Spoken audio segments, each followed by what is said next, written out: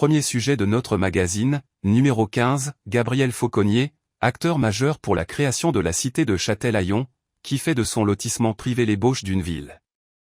Second sujet, la séquence, le balnéaire des Châtelaillonnais présente le Tour de France des automobiles anciennes en 1988, par Gérard Dupéré.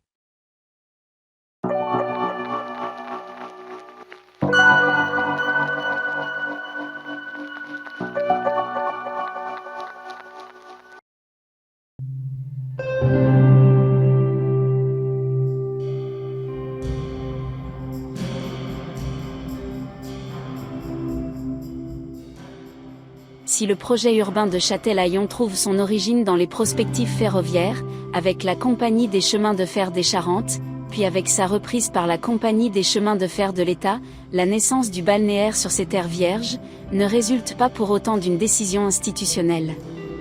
Ce sont des initiatives individuelles, privées qui se lancent dans l'aventure.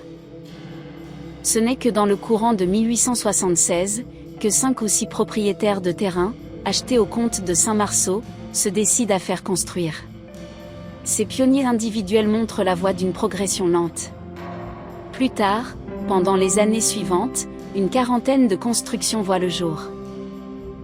Les péripéties qui s'enchaînent, depuis la première initiative de la Compagnie des chemins de fer des Charentes en 1873, révèlent l'histoire quelque peu chaotique d'une cité balnéaire dont l'organisation urbaine ne procède pas d'un plan préétabli.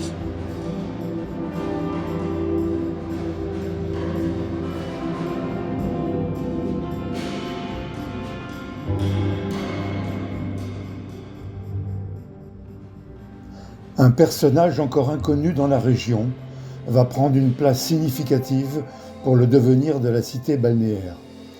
Gabriel Fauconnier. Cet avocat, venu de Barbezieux, va non seulement développer un projet immobilier, mais davantage encore, se positionner en véritable inventeur d'une ville.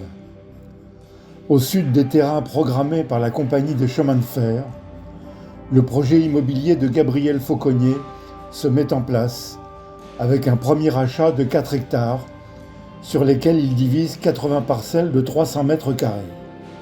L'homme voit grand pour cette future cité sur laquelle il veut marquer son empreinte. Bien plus qu'une simple ambition immobilière, c'est la mise en place d'un véritable rêve urbain auquel s'emploie Fauconnier. Un marché, une église, bientôt un centre d'hydrothérapie. Pourquoi pas un tramway? Rien n'arrête cet homme dans cette projection urbaine. C'est dire le bouleversement envisagé pour cette côte qui ne connaît jusque-là que la vie paysanne rude des Boucheleurs.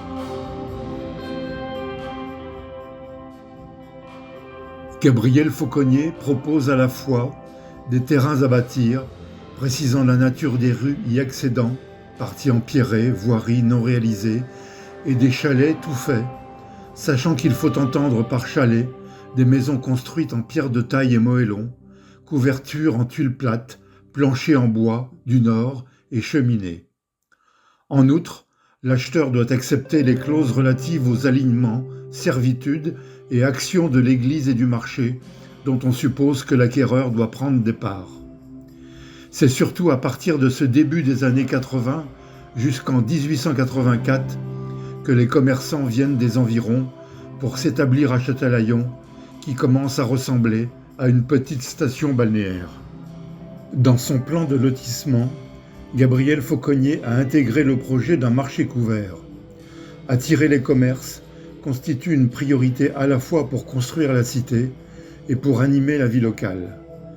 Dès 1882, le lot situé entre la rue du Marché et la rue de Cognac accueille ce bâtiment ouvert seulement à l'origine sur la rue du Marché. Gabriel Fauconnier se donne les moyens de ses ambitions en faisant appel à un architecte de bonne réputation dans la région, Eustache Rullier, établi à Saintes pour dessiner les plans de ce marché couvert. Le promoteur immobilier s'attache également les services de ce même architecte pour dessiner l'église qu'il souhaite ériger. Si en cette fin du XIXe siècle, l'image de l'église au milieu du village fait toujours partie des schémas traditionnels de la société française, la création d'un tel édifice en plein champ à Châtelaillon par un promoteur immobilier n'a rien de conventionnel. Singulière situation en effet que la construction de cette chapelle par Gabriel Fauconnier, qui crée la Société par Action, société civile de l'Église et du marché, fondée le 15 février 1882. Dans un premier temps, le bâtiment est conçu au plus simple. Sa première pierre est posée le 3 juillet 1882.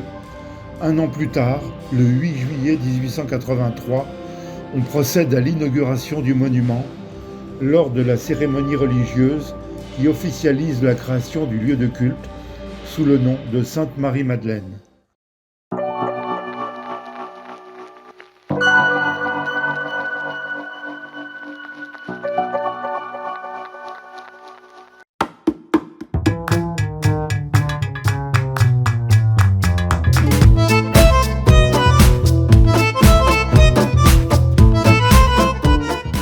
Ce guide mémoire vous invite à glisser vos pas dans ceux des pionniers qui ont donné naissance à ce rêve balnéaire insensé, bâtir une cité dans un espace vierge, construire une ville sur une dune inhabitée.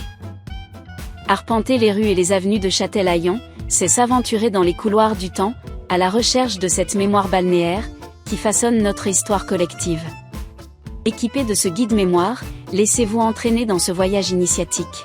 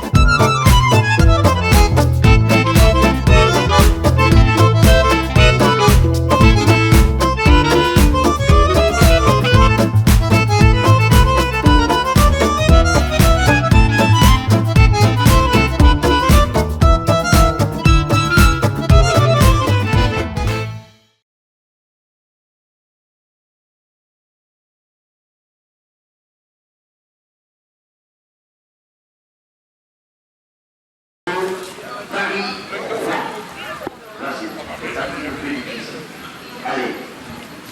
Alors. Non. Non. On est resté là un jour, dimanche à la fin.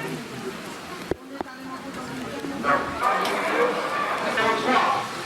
Je t'envoie des cadeaux à GF, Jojo. À toi de jouer. Allez, on va continuer. Est-ce qu'on va plus difficile ou moins difficile? De toute façon, elles sont toutes très difficiles. Alors, heureusement, quand j'ai des petites fiches, on fait depuis 10 jours, je commence à les connaître quand même. Alors, je rappelle à nouveau que les pochettes, moi j'ai la mienne avec la chaise que j'ai. Ouais, je crois. Oui, il doit avoir ça, c'est une petite fiche. Allez. Là, vous êtes nuls les concurrents, parce que je n'ai pas encore posé celle-là, vous voyez. Parce que oui, il y a un homme redoutable, c'est le mot chapeau, là, vous voyez, là, il est mine de rien. Non, c'est américain. Allez.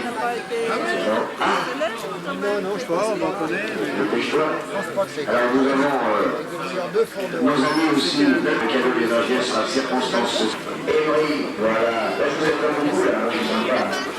Je suis sympa quand même. Hein. Allez, on le fera à nouveau un petit. Voilà, tu vois. Allez, allez.